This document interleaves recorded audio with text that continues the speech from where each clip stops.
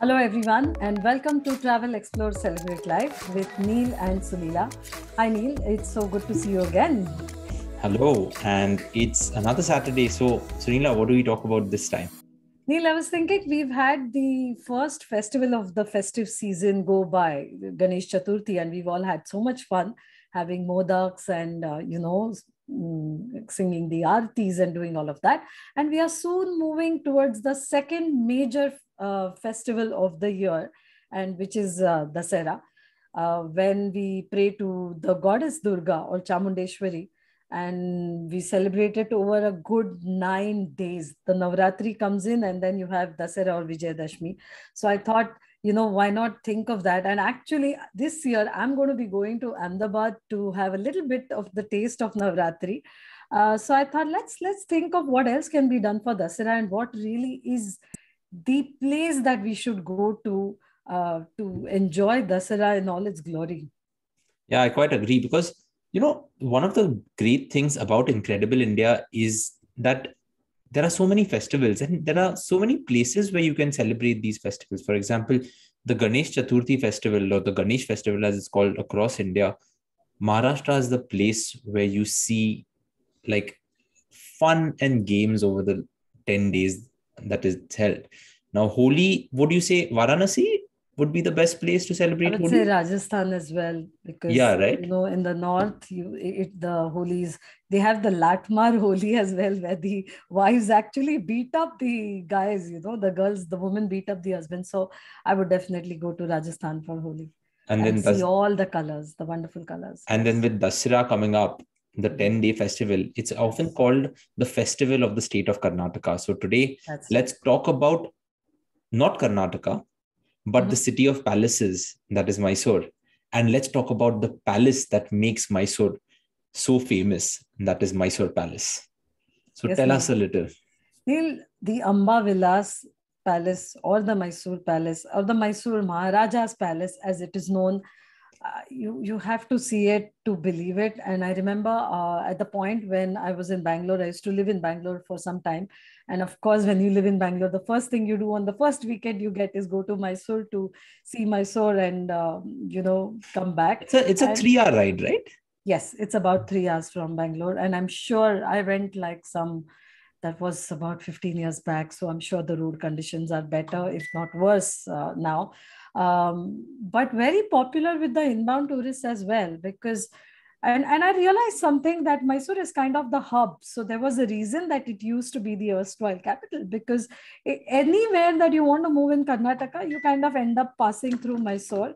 And you have to take a chance and stay. I mean, it honestly deserves more than just transiting through Mysore. That's not done. You have to stay there in Mysore and experience in all its glory. Unfortunately, I've not been able to make it for the Dasera festival, but I hope to go there. But every evening the palace is lit up, and you should go there twice. Like, you go once in the morning to, of course, see the palace, and you can walk in and see most of the palace, and then you go back in the evening to see the sound and light show and see the illumination, and it is just so stunning. It's really beautiful, a sight that you can't miss. So I quite agree. So we call it the Mysore Palace, but it's officially called the Mysuru Palace. correct. And did you know? Well, the Taj Mahal is the most visited monument in India. Mhm. And the second most visited monument in India is Wow. actually the Mysore Palace, which has about 6 million annual visitors. And well, to get into a bit of history, it's officially the residence of the Wadiyar dynasty, right? But I know you have many stories about this palace. Mhm. Now, the palace that we see today, which is called the New Fort, Mhm. wasn't the same since what? I think the first time the palace was built was in the 14th century, and it has That's right. been like the seat of the kingdom of Mysore for the longest time. Currently, the capital of Karnataka is Bengaluru, or Bangalore as we call it. But back then, Mysore was the capital of this Wadiyar dynasty and all of that. And Mysore Palace, of course, faces the Chamundi Hills because they actually worship goddess Chamundi, right? Who where like as it's called on the Chamundi Hills, there is a temple of goddess Chamundi, and then there is like the palace faces Chamundi Hills. But I know that you have many stories about what the olden palaces were like. Why was this new palaces built? So tell us I a think we few. can. I think that's a great point to start the discussion about the palace, Neil, because the earlier palace was not as grand as you see it today. It was just a wooden palace, of course, still grand, but the present structure is just out of this world. And the original palace was built of wood, but unfortunately, during the wedding of the eldest daughter of Chamraja Wadeyar, Jaya Lakshmani, it was burned down. Luckily, no one was hurt, but about 60% of the palace was burned, and the remaining was, there was no way they could save it. And so in 1897, they kind of brought in the British architect, Henry Irving, and you know that he's built quite a few things in India. So he was then commissioned the whole building of this beautiful structure, and what a structure they've built. So I think they started in 1897, and according to the notes that I found, that it was rebuilt in 1912 and at a cost of 42 lakh rupees, which today seems like nothing if you think of it, right? But if you adjust it for Yeah. inflation, Yes, that of 42 course. lakh becomes $30 million, which is Yeah. 210 crore Indian rupees. Correct. But I'm going to pick up on a few tangents from here. You spoke about Henry Irving. And of course, Henry Irving has built a lot of monuments across India, but which are the few famous ones? I think the two most famous ones that we can identify would be, of course, Chennai railway station, and somewhere where we've been and we liked it, and that is the Viceregal Lodge in Shimla.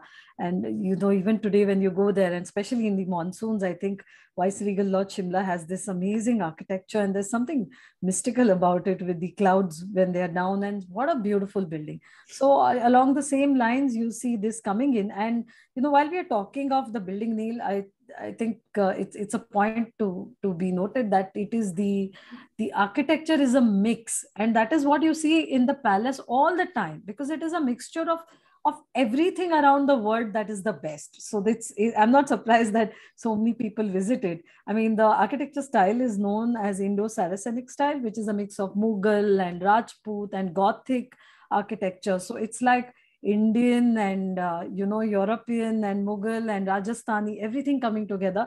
And you see that again and again, because there's so many beautiful arches in the palace that you keep seeing that. So yeah, that's the style. And the paintings, the sculptures, the marble inside, it's Italian, it's Rajasthani. You have chandeliers from Italy, from Czechoslovakia, mirror from Belgium. So whatever is the best, stained glass from Scotland, from Ireland, everything. So it's like taking everything in the world that was the best and putting it together and creating a piece of art. So that's exactly what you get to see there. So yes, there is the there's quite a lot to talk about it, right? We can talk about the interiors of the palace. We have to talk about the Sera procession that is held over 10 days, and that's when it happens. You spoke about the sound and light show.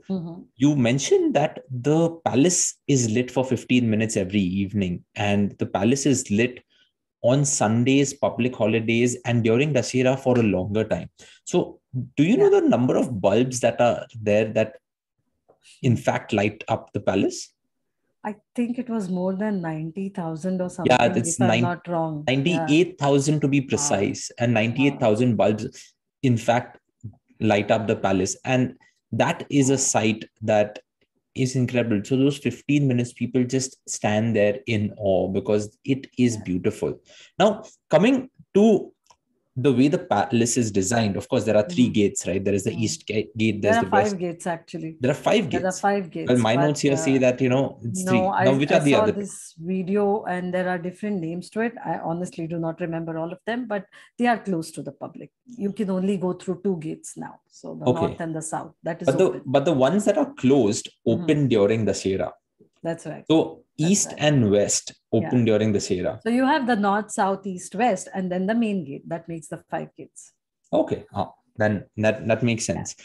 And then there are 3 temples inside of the fort and 18 temples inside of the palace building. Complex, yes. Yeah. So that is also often called the illuminated palace, but it's for a reason. There's a reason, like when you go to most of the other monuments across India and around the world, you would usually use something to cover your feet, like, or your shoes, so that it doesn't get dirty. But here you actually have to remove your chappals. And I remember doing that. And just think of it, the most visited palace in India, but so beautifully managed. So when you walk out there, there are stands where you can leave your chappals and actually walk inside. And I used to always wonder, what is the reason for this? And the reason really goes back to, one, of course, preserving, all the treasures inside. The paintings are the marble statues and everything. So you don't want dirt coming in, and you want to save everything and preserve it. And it's so beautifully preserved. And of course, the other reason is what you just said right now, that there are so many temples inside the palace complex as well. So it's both like a religious reason as well as just taking care of what you have. So that's why you have to leave the chappals outside when you go in. Because it would, like, I don't remember like a palace that I've visited and I have had to remove my footwear. Exactly. Like, places of worship, like whether it's any temple in India, any mosque in the Middle East that we visit, like the beautiful the Sheikh Zayed Mosque in Abu Dhabi, the mosque in Oman, or the temples that we visit all across India, the beautiful ones, you have to remove your footwear, right? But this is probably the first palace that I think I haven't come across this anywhere else. So it was quite interesting. So let's come to the insides of the palace. Now, I have heard that people generally go for the seat of the emperor, that during Dussehra there is the procession. We'll come to that a little later. But they come to see the golden Howrah, which is this massive gold, like it's been made of gold. And some reports say that it was 80 kgs of gold. Some reports say that there was 200 or 300 kgs of gold. So it used to happen that the Maharaja during the procession used to be seated in this, and it used to be taken. So people generally come to that. But I have heard that there are other things also inside of the palace which are as unique. And I've heard of reports of there being animals in there. There have been many artifacts and all of that. Did you find anything interesting on that? Yes, Neil. So, just to complete the story of the golden Ambari, which you said, so the weight is something like 750 kilos, but the gold portion is a staggering 80 kilograms still. And like, yes, the king used to sit in it. And now during Dussehra, they would, it carries the idol of goddess Chamundeshwari, and they take it out on the procession on the elephant. And the Dussehra procession in Mysore has been famous throughout the years. We'll, of course, come to that again and again, because without that, the Mysore Palace story is incomplete. Yes. Let's just come to Dussehra, right? We'll talk about the artifacts a little later, because we've been talking up Dussehra for the last 5-7 minutes. So let's just come to that. Okay, so Dussehra this year will be 15th of October, and 9 days before that will be the celebrations.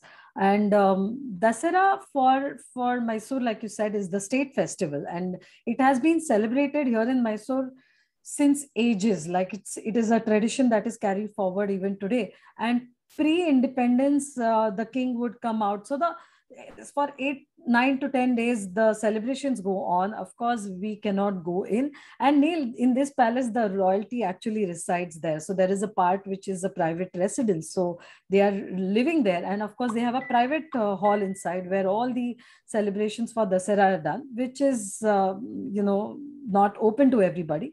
But later on, when the procession goes out, it was something that was one of the most popular things to do, not only for Indians, but for people from all across the world, because even today, it shows you that what royalty actually was. So you have this whole procession, you have people dressed up really well, they are beating, playing instruments, and you have the elephant, and you have the gold Ambari in all its splendor. And then you have Lord Chamundeshwari and Goddess Chamundeshwari, and you can see the whole procession there. So that is really stunning.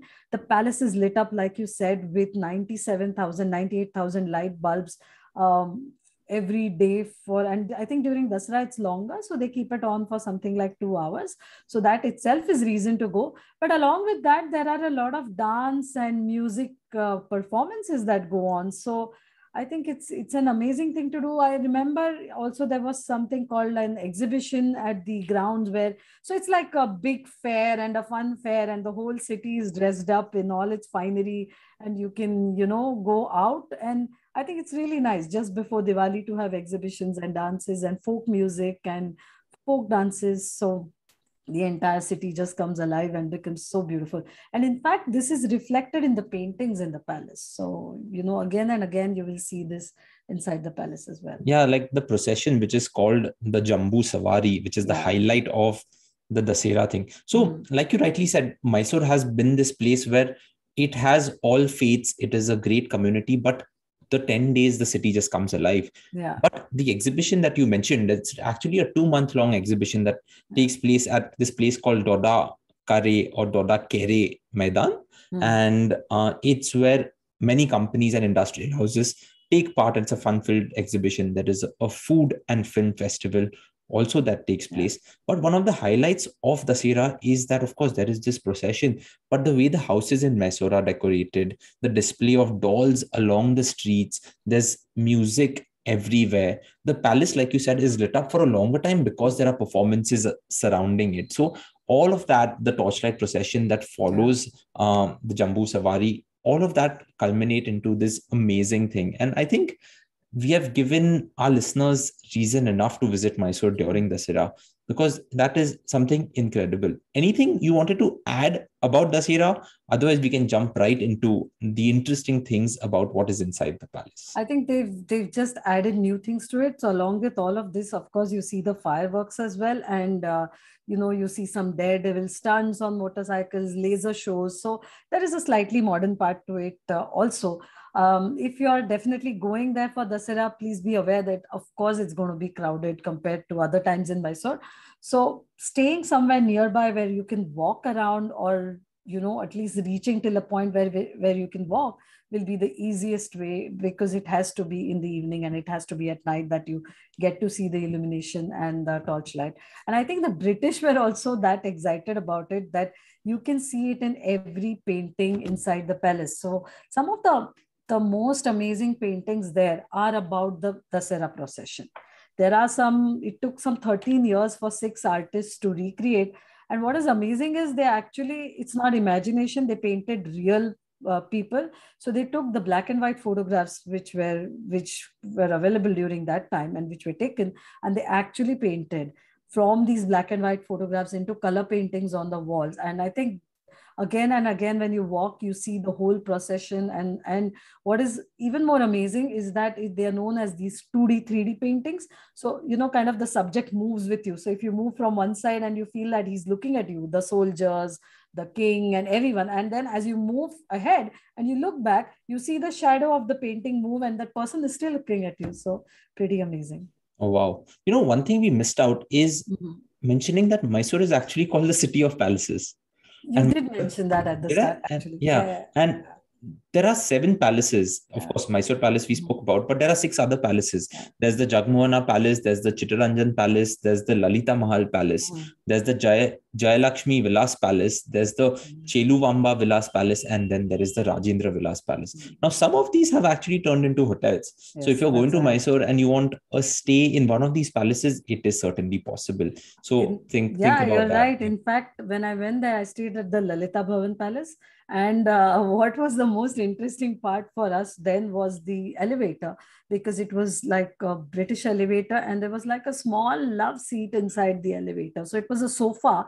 So you go in and you sit in the elevator, you sit on the sofa and it goes up and down. So I thought that was really cute and very nice. All the more reason to go stay at the place. Yes. Right. Yes. Now, the elephant is a big part of the procession.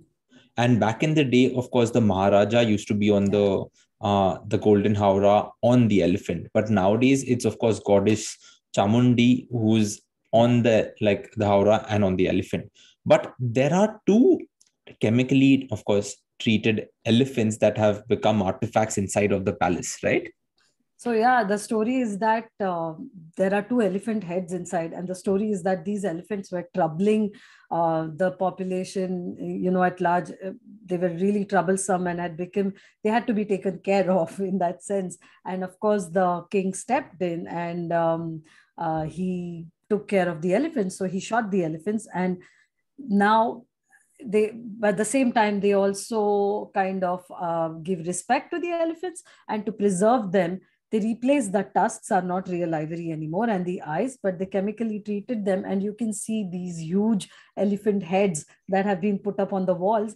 And it's really quite amazing. And I used to wonder, why does it look so lifelike? And then I realized it was actually live. So they are real elephant heads that you can see. So the palace does have some interesting things like that. So there actually is a table when you walk across, and the table has real bison legs that have been treated and put. So it's not just any other table, but a table with real bison legs out there. So the things you find in palaces around India are just interesting. And then, you would not imagine certain things, but you just see all of these. Well, as we reach the end of the episode, I just would like to say two things. One is that it is among one of the few monuments in India that, you should visit during the day and during the night also. Correct. The first thing that comes to my mind is the Golden Temple. It's not a monument, it's a temple, but then you visit it during the day and you visit during the night, right? But like you said, the 45-minute sound and light show that happens in the evening is also quite nice. And then seeing the palace illuminated for 15 minutes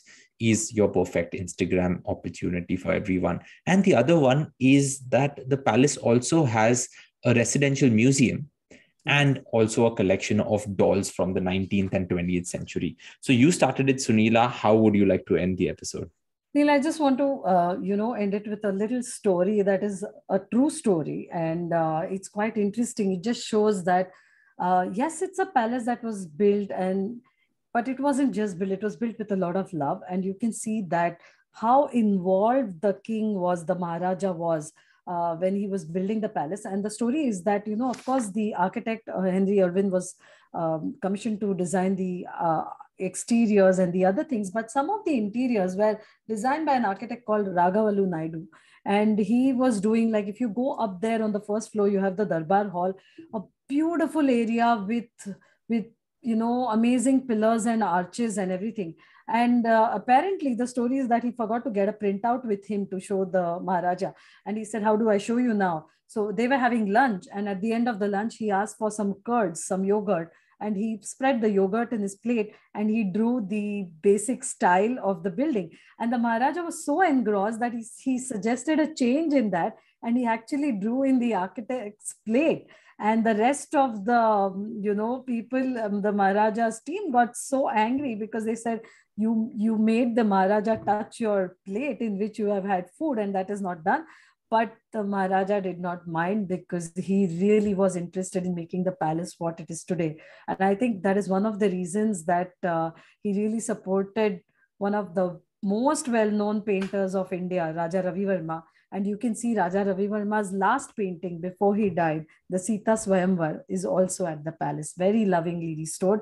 So it's a beautiful palace and it is regularly restored, regularly maintained, and 100% a place that we should visit in the coming days. Beautiful. I think it's apt to end it on this beautiful note. So thanks a lot, Sunila. Listeners, it's Dussehra, and I think the best place to be is Mysore. So you should definitely be there next month, and we hope to see you there. And keep sending us photos. And if you post photos, tag Veena World in it or tag VW Travel Shot, so we can also feature your photos on Instagram, Facebook, and everywhere else. Take care of yourself, stay safe, and we will see you next week. Goodbye.